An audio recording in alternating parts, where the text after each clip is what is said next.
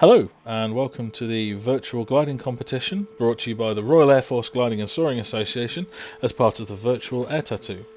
My name's Pete and I'll be one of your commentators today, taking you through this virtual gliding race to give you an idea of what flying a glider and flying a gliding competition is like in real life. And I'm helped in this task by my colleague Chris, who's going to talk you through the software we're using. Hi there. So today we're using the Condor 2 soaring simulator, which is a very popular online gliding simulator. It's used, as you can imagine, quite extensively during lockdown by glider pilots who can't do the real thing. And it also has an active online community where glider pilots can set each other different tasks and race against each other and post their results as well. It's also used in ground simulators at different gliding clubs. When the weather is bad, they can achieve basic training goals in the simulator. And recently Condor added a spectate mode which enables us to present you this race today. Yeah, and you'll see that the scenery we're using today, I don't know if anyone recognises it, but the actual race today is based in Slovenia. The reasoning for that is simply it's the default scenery that comes with Condor 2, and because of that it's one of the better rendered sceneries, so hopefully the view is that much better for the pilots and for you guys as we're spectating through this race. We can see the gliders launching at the moment. Launching in a competition is all done by aerotow, so you see the tow plane ahead of the glider there. All the tow planes will tow the gliders to a specific height, 2,000 feet above the ground in this case, in the same rough area. That gives all competitors a chance to climb up to the height that they want to before the start. And the maximum start height today is 4,500 feet above sea level, importantly. And once they've completed the tow behind the tug, they'll all be looking for lift to get them up to a height where they're comfortable, where they can start planning what they're going to do. And the two different types of lift they're likely to encounter today, to see the fluffy white clouds through the views here, and that's usually the indicator of thermal lift, so hot air rising off from the ground, and the pilots are going to look to circle in that like a bird on a summer day and climb up as high as they can, usually up to the bottom of the cloud. The alternative is using some of the big mountains that we've got here in Slovenia, with a southerly wind today that's blowing onto the mountains. That air is going to rise up the hill, and the gliders will aim to stay in that ridge lift, and they can climb with the rising air. And the advantage of ridges as well, which we might hopefully see today, is that you can run along those ridges while staying in lift, and you can make progress down the task.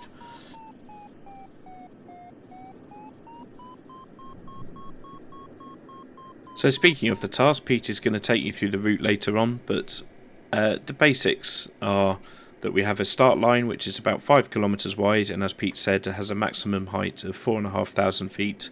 That's above sea level, not above ground level. All their gliders will have their altimeters set to sea level pressure. Once the start line has been opened, the gliders have to fly through that start line under the maximum height and then turn or log a point in each of the turn points in turn, and these turn points are 500 meter radius cylinders centered on the turn point. We call them barrels.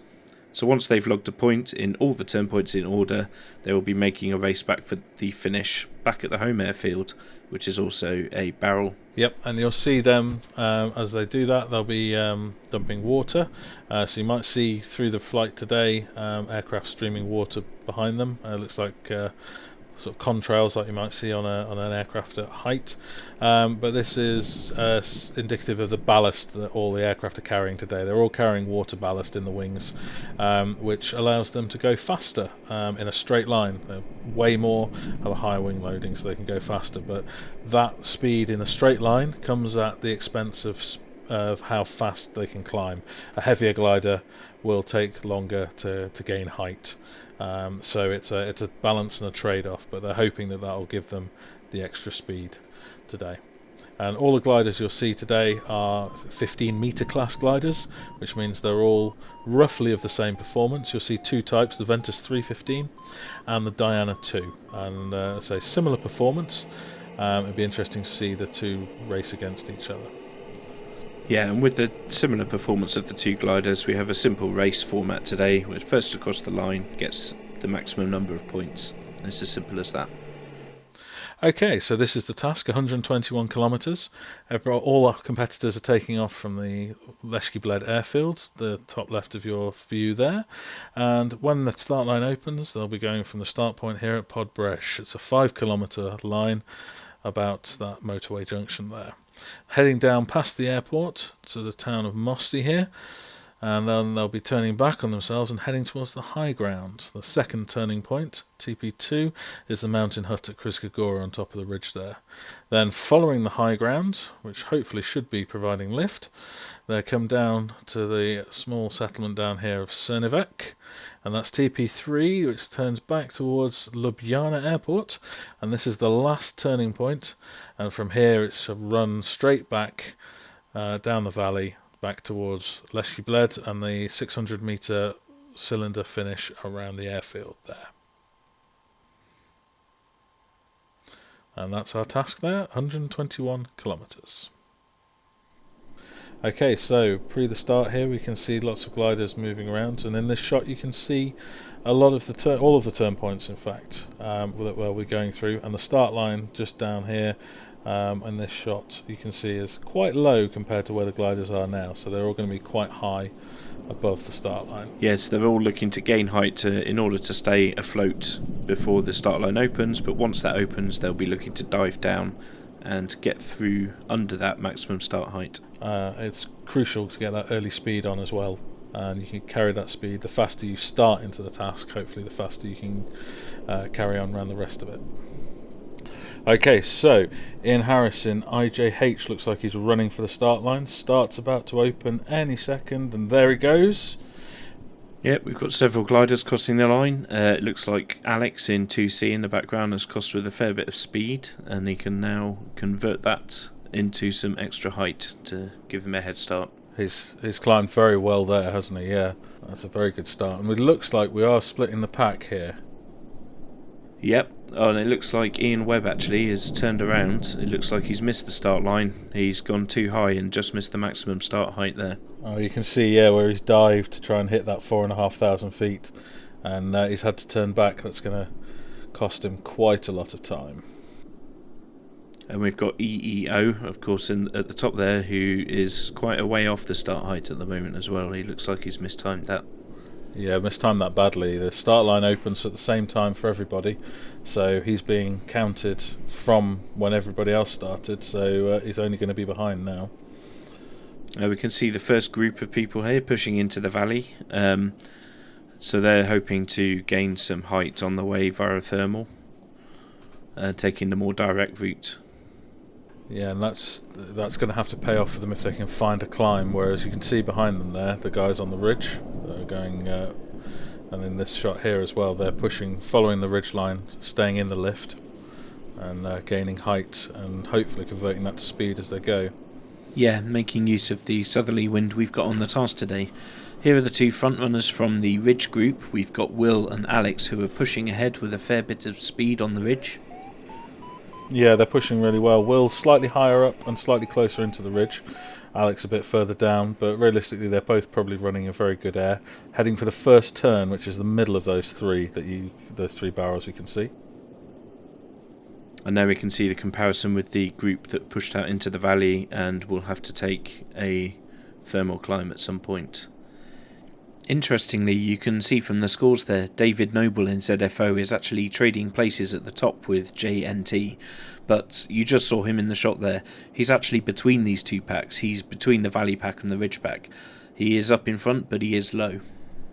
Yeah, and the Valley guy's having to take a thermal here, so this is where they may lose out, depending on how well the Ridge goes. They've got to stop and climb, and all that time they're not making progress, not making task speed.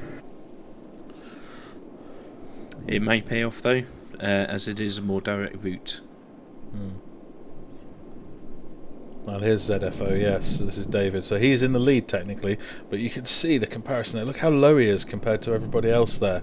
He's going to have to make up a lot of height to make that position work. Yes, though he's in the lead on the leaderboard at the moment. It looks like the Alex and Will have more energy. They're higher than him, and will probably overtake shortly. And of course, Jonty in the Valley Pack has been neck and neck with him up to now also.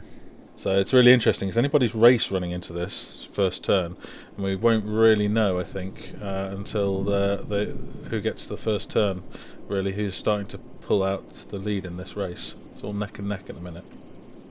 Yeah.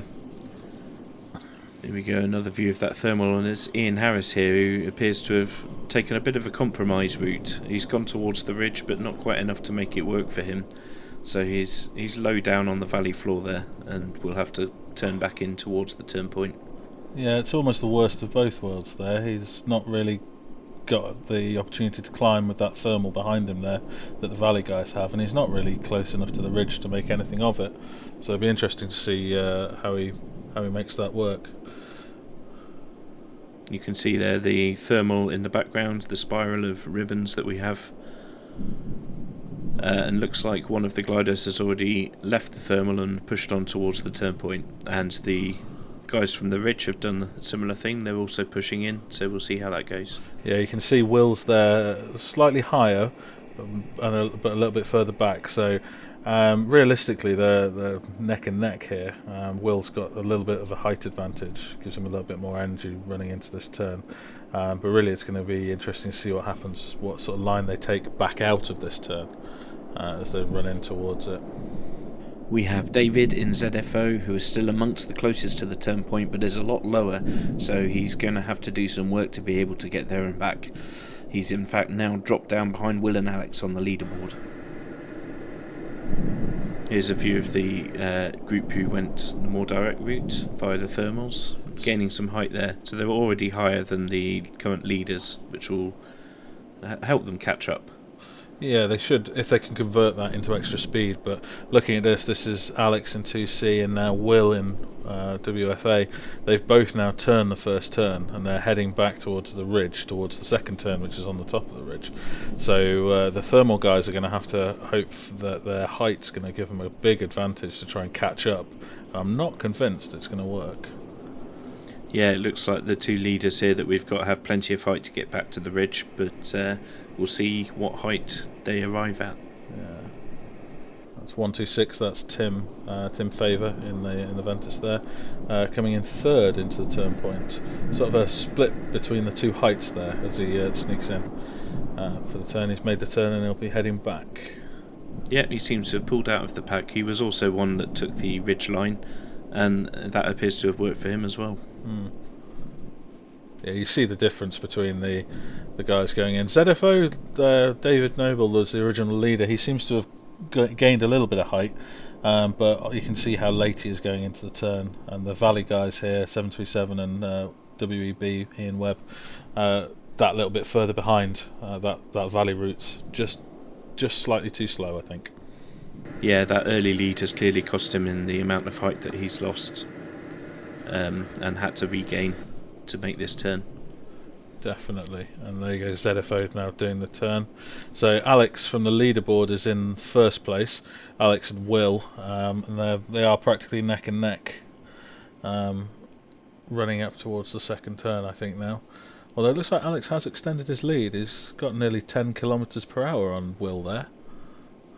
Yeah, as we can see here, though, he is a fairly significantly lower than Will at this point, which is a bit of a difference from where we saw them a couple of moments ago.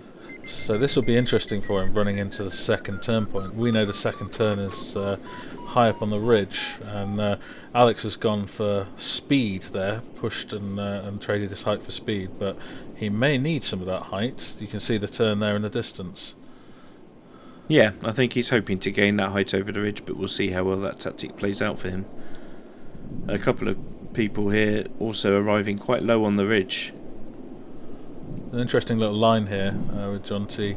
He's following this ridge line, getting as much as he can before he drops back, and of course as you drop into the lee of the ridge you end up in the shadow. There is no wind and you just get sink.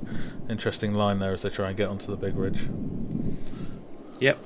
And now we see Will, who is looking like he's got enough height to make the second turn, so that's done him quite well. He's just not going to quite make it though. But the interesting thing is I can't see Alex in this shot. So Will's just a little bit lower than the turn, and we know that Alex was lower than Will. So this could be a make or break.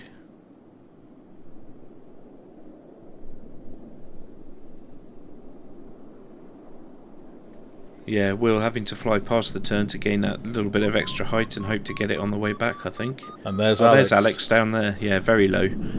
He's got some work to do to make up the height. Yeah, these guys similar.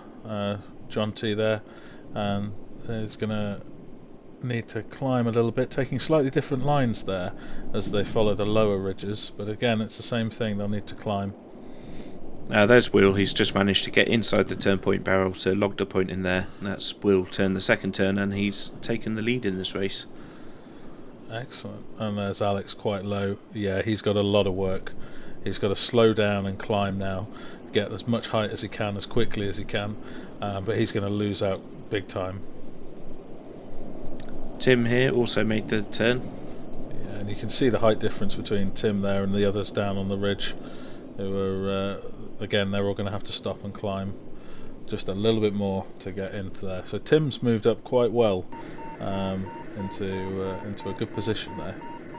Yes, he's managed to take a place over the course of that last run. So Tim's running out of TP2 there, and Luke in LSD's heading up for the second turn. Alex has made it through. Yeah, it looks like he's managed to gain the height in that intermediate time, but the others have pushed on ahead. Yeah, they're further down the ridge, and slightly different lines here as the ridge becomes a bit undefined. You can see John T and JNT there pushing quite fast on the left-hand side. They've all got to, no matter what route they take, get round this corner to get towards the third turn point. Yes, although 1F up there looks high enough that he can get over it, but of course gaining that height is going to cost him additional time. Yeah, and Will here in WFA now going into turning point 3, and I think he's the first to get there.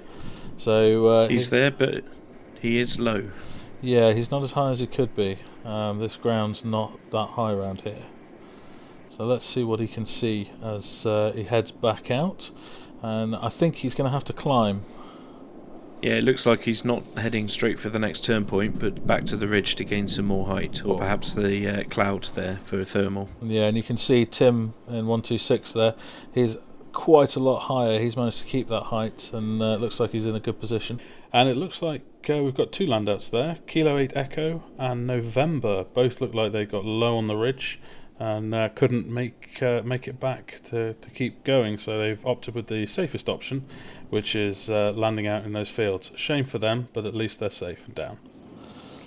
Yep, and now we see Alex just making the turn, as well as Luke coming into the turn point 3 here. Yeah, and they're lower than Will was, so it'll be interesting to see what they do in the next run to TP4. Yes, TP4 of course is the last turn of the task, so we'll be looking shortly for the final climb. Yeah, everybody's wanting to get as much height as they can. 737 here with Jim Clark. You can see Will there passing below him on the ridge there. Needs a little bit more height before he can get to the turn point at home. Oh, looks like that Will is struggling. He's having to dump his water ballast in order to gain a better climb. Yeah, he wants a little bit more height, I think, before he goes. Similar to Luke, actually, here in LSD, and Alex ahead of him in 2C. They're low on the ridge here. The turning point's well over to their left. Yeah, and it looks like Will has made his way over there now, and is just going through the last turn, and hopefully will have enough height to make it home from there. Yeah, this should be him on final glide now. Turn, 90-degree turn almost to his right, and head down towards the last turn, the finish there in the distance. And this is Luke heading out. And we can see Tim there in the background as well. He's also heading towards the last turn, but with a lot more height than Will.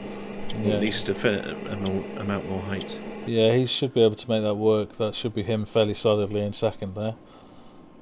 Alex has also pushed out to the turn, but is quite a lot lower. Yeah, he's going to struggle to make that work. ZFO here, he's actually quite off track there, but it looks like he's going for this cloud, hoping for that one last climb to get him onto glide. Yes, at this point they're just looking for enough height to make it round the rest of the task. And Luke's gliding out for the turn there. You just saw us passing in the bottom there was Alex going back to the ridge, and behind Luke, the rest of the pack here, everyone just jostling to get that last climb and get that last point logged in turning point 4. It looks like we've got a bit of a chase here with Will out ahead. You can see the start line just ahead of him, and beyond that the finish barrel. And then we've got Tim just behind him, hot on his heels, and they both look to be on final glide. Yeah, Tim seems to have taken that height advantage, and he's working it quite well. Back in TP4 here, you can see Luke now having to climb. He's having to stop to get the extra height, while it looks like Jonty's on glide. He's on his way home. Yep. And then we have 1F also on glide. Oh, Alex looking a lot like he's in trouble here. He's tried to make it to the ridge but hasn't quite made it to the hillier parts. No, he's going to have to put it down in a field fairly soon. There's no real way back for him there. He's going to have to safely land out in one of these fields here. So a shame for him. He pushed a little bit too hard. Yeah. Well, it looks like here that Tim is actually managing to take his height advantage and convert it, and possibly even overtake Will, just as we reach about 10 kilometres from the finish line. This is excellent from Tim. He's managed to keep that height all the way around, and now he's really putting it to good use. Yeah, he looks. I think he has overtaken Will there. Yes. Yeah. I think he has. They've got two different glider models as well, of course. The Ventus versus the Diana. That could have something to do with it. It'd be interesting, and we know Will obviously is carrying a little less water, because he had to dump some to get the height to get onto glide. So Tim's probably a little bit heavier with a better wing loading. Speaking of water, Alex is dumping his water ballast there in preparation for an outlanding by the look of it. Yeah. But Tim really is pushing ahead now, and he has taken the lead comfortably off Will. Yeah, I think it seems, I know Tim's going fast, but it seems almost as if Will's the one that sort of lost it with his height there. He's just falling well back and now well below Tim. So yeah, he's really lost out on this last glide. So yeah, he's still in a solid second place, of course, but there's a fair gap between him and the next person behind. But Tim really has done well here. Yeah, this is excellent, and he knows from his glide computer that he's got enough height to get home with the energy that he's got, and you'll see in a minute he'll be quite close down to the ground, but he's carrying a lot of speed. They both are, and there he goes dumping his water. So he's now getting the aircraft ready for landing in this, because he's going to be very shortly through that finish line and landing the aircraft. You could see in that shot just then just how far behind the rest of the pack are. These two really have pushed ahead from the pack and made a decent finish. Yeah, it's really quite an excellent performance from both of them. Will be kicking himself as he watches Tim go forward. It's the matter of a couple of 100 feet in a climb back by turning point 3. It's probably made the difference in this flight. Yeah, you always have that decision of how high to take the last climb in order to get you in as fast as possible. Yeah, Will's just lost out a little bit. So, real shame for him, but that's going to be a fast second place. Yep, both gliders should be coming in with very similar speeds here, somewhere around the 175 kph mark. And that's Tim across the line.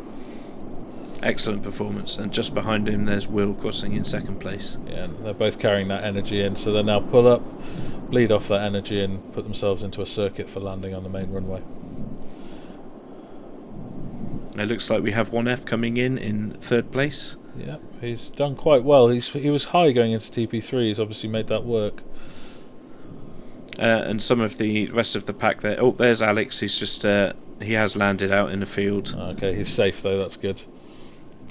Jonty here running in again, low level but high speed. So if he gets into any trouble here, he could just ease back on the stick and turn that energy into height. So it's a safe manoeuvre. And a comfortable fourth place for him. Yeah.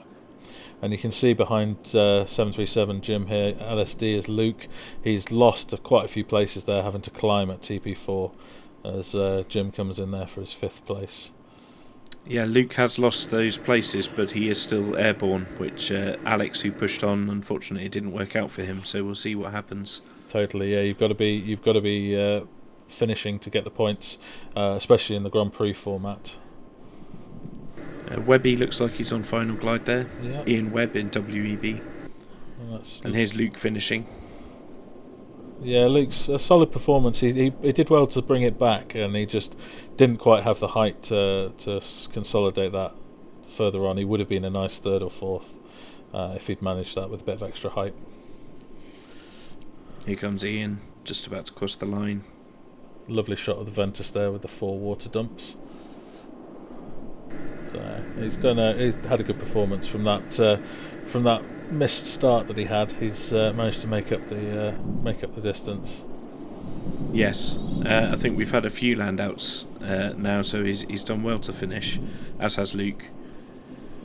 And ZFO, we remember him from leading quite early on, but low down. So we'll see how that strategy's meant that he's had to pick up a bit of extra height and energy further round, and it's put him back a little bit. And then we have Ian Harris crossing the line as well. And that's almost all the gliders home.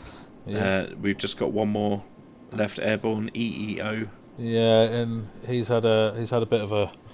Here he comes now, coming over the line, but he's had a bit of a slow flight. He had that unfortunate high position at start that meant he lost a lot of time, and he's not been able to make that up. He's been quite conservative coming over this task.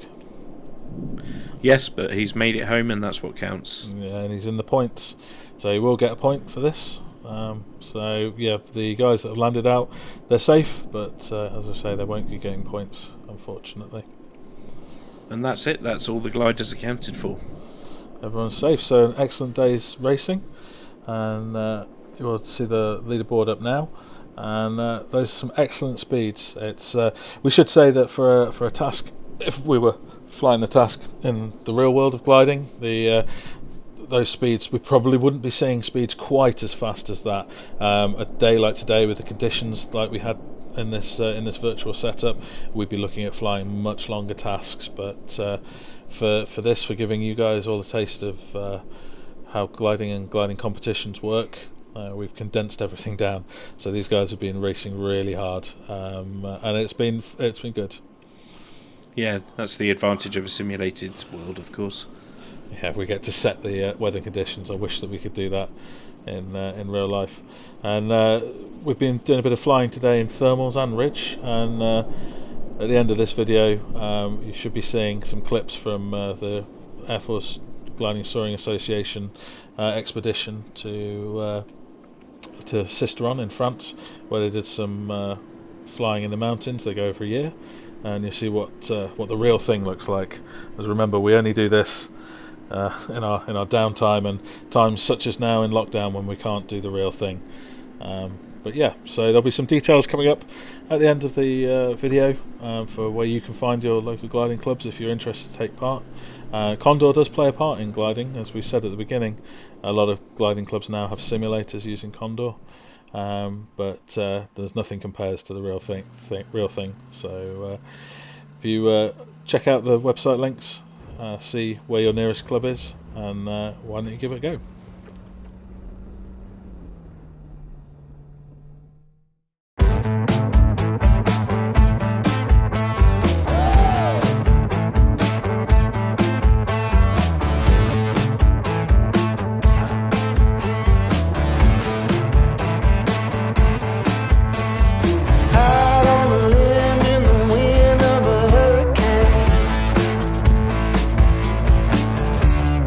Down at the bar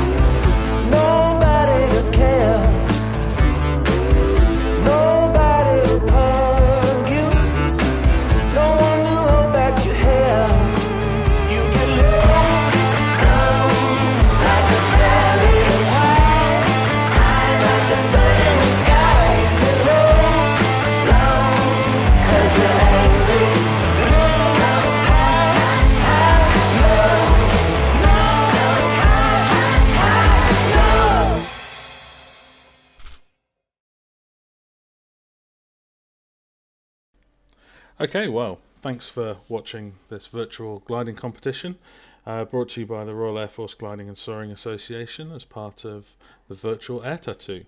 If you're interested in getting involved in gliding, either as a serving member of the RAF or any other UK Armed Forces, you can check out the Royal Air Force Gliding and Soaring Association's website at www.rafgsa.org, and that gives a rundown of where the clubs are and what the service clubs get up to. There's service clubs all across the country, and they have regular expeditions as well, visiting other countries. The annual tri-service expedition to Sisteron in France. There's a formal exchange visit to Chile with the Chilean Air Force, and other opportunities for expeditions and competitions in places like Brazil, Romorantin, not to mention a thriving club scene where every weekend we have service pilots learning to fly and stretching their wings over the UK countryside. And if you're not a member of the Armed Forces, also try gliding by visiting the British Gliding Association website at www.gliding.co.uk, and there you can find the details of your nearest club. There's a lot of clubs in the UK offering all basic training right up to advanced level cross-country and aerobatic training. So, and gliding really does offer something for everybody. So check those out. Hope you've enjoyed the competition. Hope you've learned something about gliding, and see you next time.